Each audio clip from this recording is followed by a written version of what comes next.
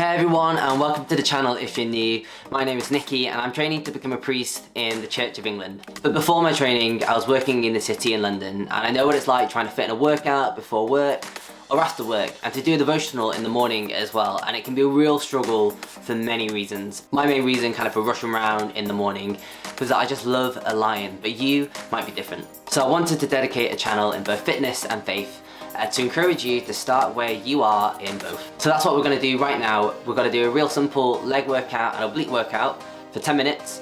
I'm going to go to the gym and do that, but you can definitely do that at home. There's no equipment or weights kind of needed. And then right after that, we're going to do a 5-minute devotional using the book of Matthew. So let's go. 10-minute workout. We're just warming up at the moment for 1 minute. Then we've got 4 exercises that we'll do twice. 45 seconds on and then 15 seconds rest, followed by a 1-minute cool down at the end.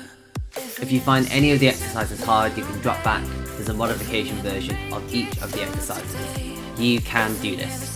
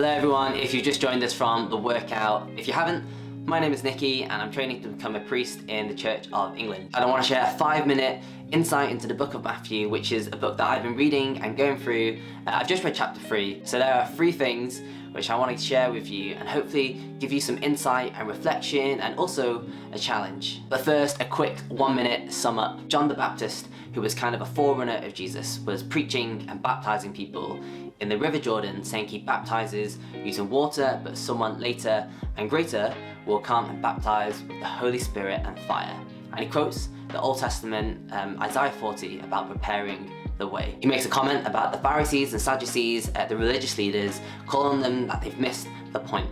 He calls them brood of vipers. Then towards the end of the chapter, Jesus comes to John to be baptized, which sounds like John was confused or feels inadequate in doing this. But Jesus is baptized, and in doing so, heaven opened, and he saw the Spirit of God descend on him, and a voice from heaven that said, "This is my Son, whom I love." I know that was quite a quick and brief summary, but it's only 17 verses, so do go back and read them. That was just key parts that I remembered. So the 3 things that I want to share with you from this chapter and for you to take and reflect on. The first one being from verse 3, which says, "This is he who was promised of through the prophet Isaiah, a voice of one calling in the wilderness, prepare the way for the Lord, make straight paths for him." John was preparing the way for Jesus. People who don't know Jesus sometimes need help to meet him, and we can do so by making paths straight for them, by pointing to the character of Jesus and by correcting maybe some misconceptions that people have of him. I'm sure you've been, or I've been in many conversations with people, and sometimes things just aren't the way they are for Jesus, or that is portrayed in the Bible. Or some people don't even know who Jesus really is. But there are some people who might be willing to know him today in your surroundings, maybe at work or study or even at home. How can you make known that you're willing to help them? The second point, which is from verse 4, which is more about John's clothing. He's wearing camel's hair and he's wearing a leather belt around his waist. About his food, about locusts and wild honey. John was wearing some pretty unique clothes when people went out to hear or see him.